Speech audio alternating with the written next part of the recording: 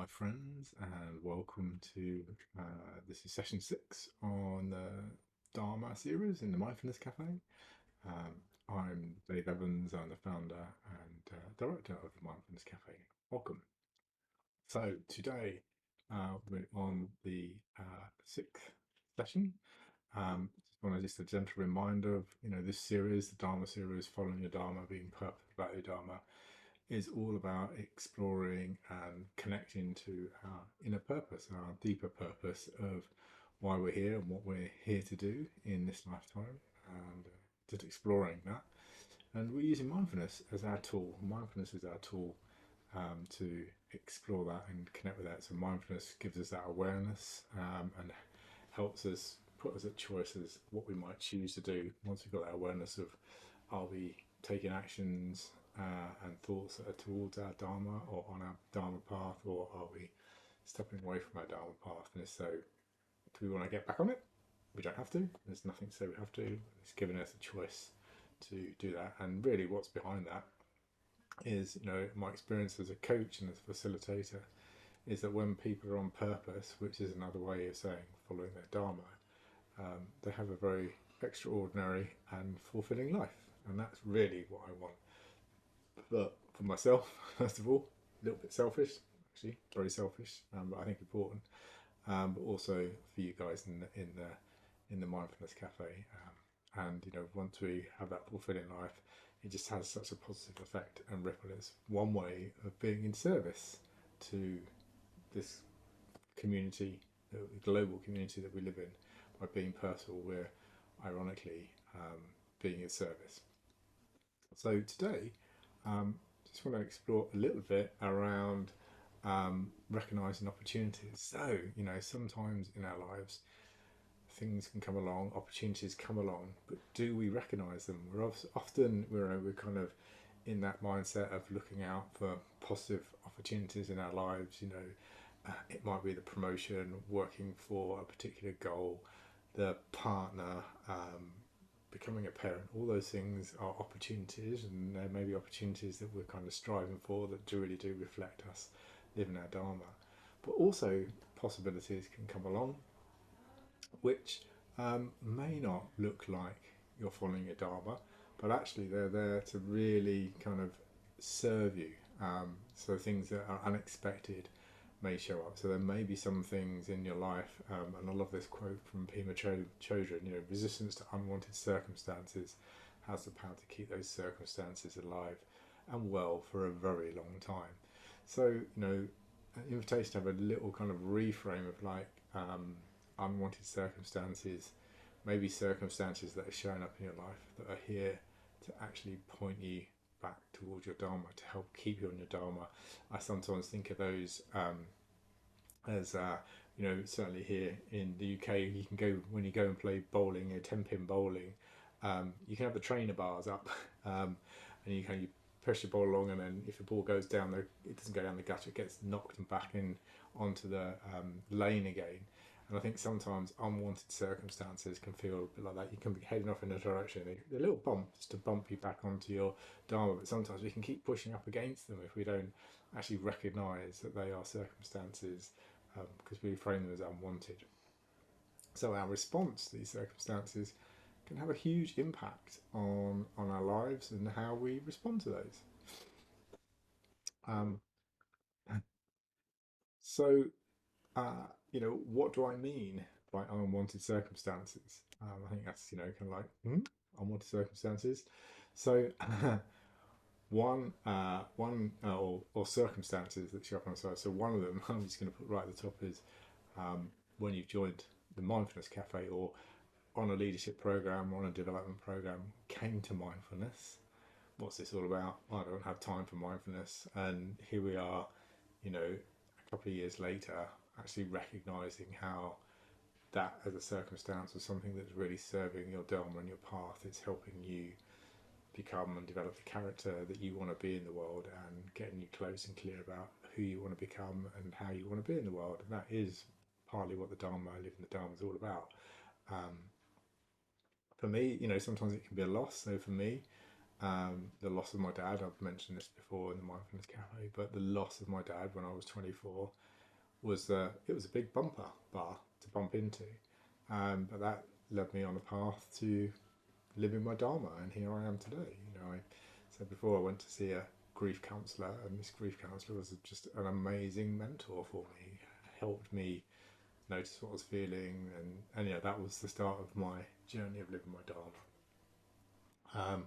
Sometimes not getting the job we want, into the college that we want. I didn't get into the university I wanted to. Um, not getting the exam results we wanted. All that kind of stuff can look like unwanted circumstances, but actually it may be the way in which the universe is guiding us. I certainly now know that had I gone to the university that was my top choice, I don't think I would have been particularly happy there, and I don't think I'd be particularly happy now either. I think it's like the universe guided me in the right direction. I've taken a few jobs and left them. I've not got a few jobs. All of those have just been a way of thinking about the universe as a benevolent entity that's looking after you. So again, it's a reframe on those unwanted or circumstances showing up that can be a surprise for you, or an opportunity that shows up that can be a surprise for you. Ending relationships as well, or the ending of relationships. All relationships come to an end, whether we like it or not. Reframing that situation or that opportunity. Again, I've mentioned here, I've been divorced, and it was a really messy end of a relationship, but actually it was a opportunity for me to up level. It really helped me get closer to my dharma. I got very, very clear. I can remember a particular instance where I had the choice of running a mindfulness workshop, or getting involved in some really kind of messy, uncomfortable, not so purposeful drama. And I made the choice. I said no to that, and I said that to my legal team, and I said yes to doing some mindfulness stuff. And that was when I kind of connected with, actually, this is what's really, really important to me, and this is what I'm going to continue to do. One way around this is to invite in calm and ease around, when these things happen for us, just to invite in that calm and ease, um, so that we can kind of, because often when there's opportunities that appear unwanted or circumstances that appear unwanted, we get stressed and elevated. And the calm and ease when these opportunities, like the graphic here, I like the kind of shift of switching from crisis to opportunity and an invitation to relax and calm yourself. So that is absolutely the invitation for our mindfulness work together. So before we do that, just going to ask you to pause this and just maybe have a reflection, even just over the last 4 weeks, of when have there been circumstances that I've unwanted, and really they could be opportunities for me to be on track with my dharma. So if you want to just pause for a second and make a few notes about that. Okay, you may or may not have paused. Welcome back. So I'm going to share with you the mantras for today. So, so I skipped over a slide there. I decided not to talk about that today. The mantras are: breathing in, I'm aware of my whole body, and breathing out, I'm aware of my whole body. And breathing in, I calm my body. Breathing out, I calm my body. And then these are two things that we can do when the opportunities, train us when these circumstances and opportunities show up, which is breathing in, I calm my feelings, and breathing out, I smile at my feelings. The smile is such a powerful tool to relax. It generates hormones, it relaxes our body, it helps connect us with our being. And then the last one is breathing in, I smile, and breathing out, I smile.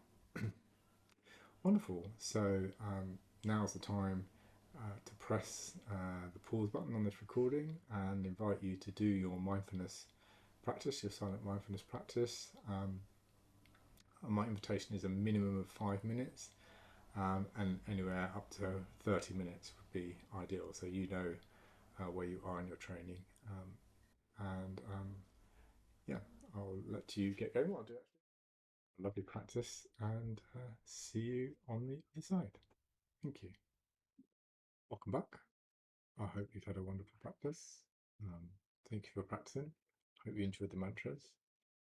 Just going to share with you our thoughts for the week and our mantra for the week.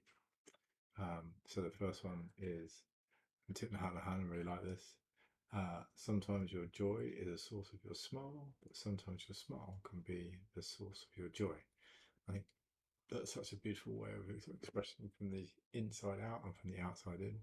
But also remember, sometimes your smile can be the source of another person's joy.